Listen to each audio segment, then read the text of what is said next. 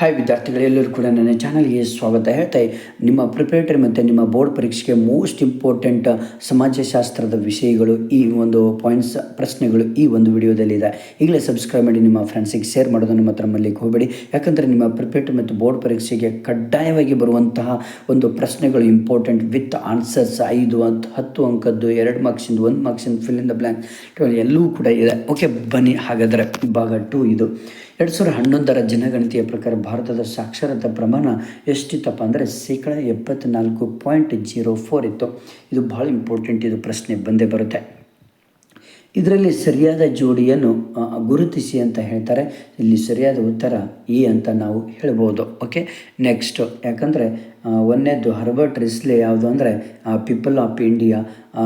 B 4ನೇದು ಯಾವುದು ಅಂದರೆ SV ಕೆತ್ಕಕ್, ಇಲ್ಲಿ history of caste in India. Okay, ಇಷ್ಟು. ನೆಕ್ಸ್ಟ್ ಹೇಳಿಕೆ ಕೊಡ್ತಾರೆ. ಪರಿಶಿಷ್ಟ ಜಾತಿ ಮತ್ತು ಪರಿಶಿಷ್ಟ ಬುಡಕಟ್ಟುಗಳ ಸ್ಥಾನಮಾನ ಹೆಚ್ಚುತ್ತಿದೆ. ಇಲ್ಲಿ ಬಿ ಕಾರಣ, ಪರಿಶಿಷ್ಟ ಜಾತಿ ಮತ್ತು ಪರಿಶಿಷ್ಟ ಬುಡಕಟ್ಟುಗಳಿಗೆ ಸಂವಿಧಾನಾತ್ಮಕ ಮತ್ತು ಶಾಸನಾತ್ಮಕ ಸೌಲಭ್ಯಗಳನ್ನು ನೀಡಲಾಗಿದೆ. ಅಂದರೆ ಇಲ್ಲಿ ಎ ಮತ್ತು ಬಿಗಳೆರಡೂ ಸರಿಯಾಗಿದೆ ಮತ್ತು ಎಗೆ ಬಿ ಸರಿಯಾದ ಕಾರಣವಾಗಿದೆ. ನೆಕ್ಸ್ಟು, ವಸಾಹತು ಅವಧಿಯಲ್ಲಿ ಉಪ್ಪಿನ ವ್ಯಾಪಾರದಲ್ಲಿ ತೊಡಗಿಸಿಕೊಂಡ ಆದಿವಾಸಿ ಸಮುದಾಯಗೊಂಡ. ನೆಕ್ಸ್ಟು, ಸ್ವಾತಂತ್ರ್ಯೋತ್ತರ ಭಾರತದಲ್ಲಿ ನಡೆದ ಮೊದಲ ರೈತ ಹೋರಾಟ ಯಾವುದು ಅಂದರೆ Kagodu Satyagraha. Next, fill in the blanks. Narasingnavar ಅವರ ಪಿತೃಪ್ರಧಾನ ವಿಭಕ್ತ ಕುಟುಂಬದ ಪ್ರಮುಖ ಉದ್ಯೋಗ ಕೃಷಿ. ಕುಲೀನೀಕರಣ ಪರಿಕಲ್ಪನೆ ಪರಿಚಯಿಸಿದವರು ಎನ್ ಪ್ರಸಾದ್. ಕನ್ನಡದ ಪ್ರಥಮ ವಾರ್ತಾಪತ್ರಿಕೆ ಮಂಗಳೂರು ಸಮಾಚಾರ. SNDP ಸಂಘಟನೆ ಪ್ರಾರಂಭಿಸಿದವರು ಶ್ರೀ ನಾರಾಯಣ ಗುರು. ಬಾರ್ಬಿ ಗೊಂಬೆಯ ಸೃಷ್ಟಿಕರ್ತೆ ಶ್ರೀ ನಾರಾಯಣ ಗುರು. ನೆಕ್ಸ್ಟ್, ವಂದಿಸಿ ಬರೆಯಿರಿ. ಇಲ್ಲಿ ಜನಸಂಖ್ಯೆ ವಿಭಜಕ ವರ್ಷ ಯಾವಾಗಾಯ್ತು ಅಂದ್ರೆ 1921ರಲ್ಲಿ ಜನಸಂಖ್ಯೆ ವಿಭಜಕ ವರ್ಷ ಆಗುತ್ತೆ. ಕೆನೆ ಪದರ್ ಕೆ ಸಂತಾನಮ್.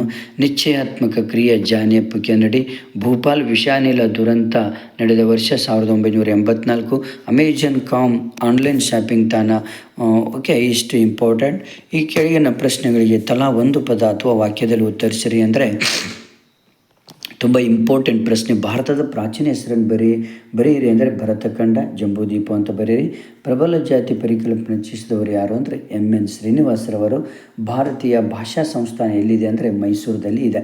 ನೆಕ್ಸ್ಟ್, IRDPಯನ್ನು ವಿಸ್ತರಿಸಿ ಇಂಟಿಗ್ರೇಟೆಡ್ ರೂರಲ್ ಡೆವಲಪ್ಮೆಂಟ್ ಪ್ರೋಗ್ರಾಮ್ ಅಂದರೆ ಸಮಗ್ರ ಗ್ರಾಮೀಣ ಅಭಿವೃದ್ಧಿ ಯೋಜನೆ ಅಂತ ಹೇಳ್ಬೋದು. ಹಾಗೆ ಇಲ್ಲಿ ಜಸ್ಟಿಸ್ ಪಾರ್ಟಿ ಯಾವುದಾದ್ರೂ ಒಂದು ಉದ್ದೇಶ ಏನಪ್ಪ ಅಂದರೆ ಬ್ರಾಹ್ಮಣೇತರ ಹಿತಾಸಕ್ತಿಯನ್ನು ರಕ್ಷಿಸುವಂತಹ ಉದ್ದೇಶವನ್ನು ಹೊಂದಿರುತ್ತೆ.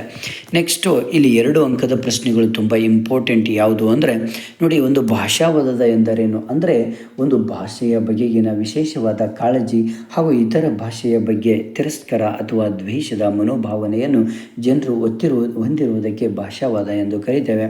ಸಾಮಾಜಿಕ ಹೊರಗುಳುವಿಕೆಯ ಅರ್ಥವನ್ನು ತಿಳಿಸಿ ಅಂದರೆ ವ್ಯಕ್ತಿಗಳು ಸಮಾಜದಲ್ಲಿ ಸಂಪೂರ್ಣವಾಗಿ ತೊಡಗಿಸಿಕೊಳ್ಳುವಿಕೆಯನ್ನು ನಿರ್ಬಂಧಿಸಿದ ರೀತಿಯನ್ನು ಸಾಮಾಜಿಕ ಪ್ರತ್ಯೇಕತೆ ಅಥವಾ ಹೊರಗುಳುವಿಕೆ ಎನ್ನುವರು.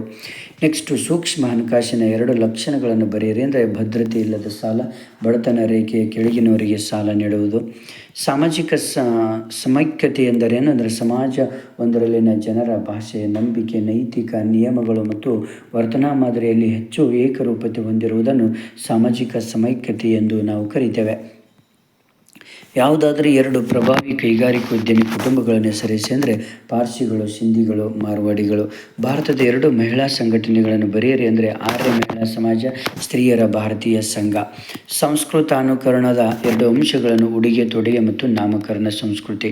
ಆಧುನೀಕರಣ ಎಂದರೇನು ಅಂದರೆ ಡೇನಿಯಲ್ ಲರ್ನರ್ ಅವರ ಪ್ರಕಾರ ಆಧುನೀಕರಣವೆಂಬುದು ಸಾಮಾಜಿಕ ಪರಿವರ್ತನೆಯ ಪ್ರಕ್ರಿಯೆ ಇದ್ದು, ಇದರ ಮೂಲಕ ಕಡಿಮೆ ಅಭಿವೃದ್ಧಿ ಹೊಂದಿದ ಸಮಾಜಗಳು ಹೆಚ್ಚಿನ ಅಭಿವೃದ್ಧಿ ಹೊಂದಿದ ಸಮಾಜಗಳಿಗೆ ತೀರ ಸಾಮಾನ್ಯವಾಗಿರುವ ಲಕ್ಷಣಗಳನ್ನು ಪಡೆದುಕೊಳ್ಳುವುದಕ್ಕೆ ಆಧುನೀಕರಣ ಎಂದು ಕರೀತಾರೆ.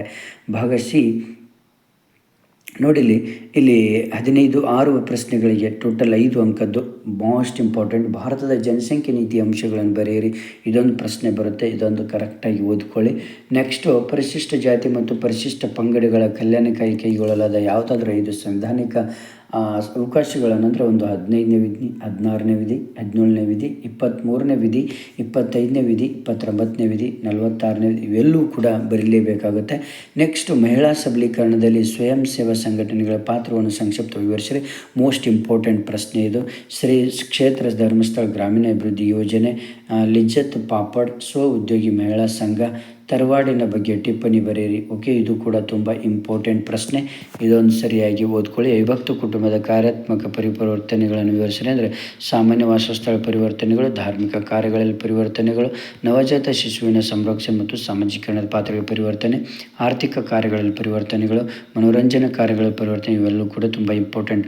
ಗ್ರಾಮ ಪಂಚಾಯಿತಿ ಕಾರ್ಯಗಳನ್ನು ಬರೆಯಿರಿ. ಅಧಿಕಾರ ವಿಕೇಂದ್ರೀಕರಣ, ಬಲವಂತರಾಯ ಮೆಹ್ತಾ ಸಮಿತಿ ಇವೆಲ್ಲವೂ ಕೂಡ ತುಂಬ ಇಂಪಾರ್ಟೆಂಟ್ ಪ್ರಶ್ನೆಗಳು. ಓಕೆನಾ? ಇಷ್ಟು ನಿಮ್ಮ ಫ್ರೆಂಡ್ಸಿಗೆ ಶೇರ್ ಮಾಡಿ, ಹಾಗೆ ನನ್ನ ಚಾನಲನ್ನು ಸಬ್ಸ್ಕ್ರೈಬ್ ಮಾಡಿ. Okay, thank you friends, thank you.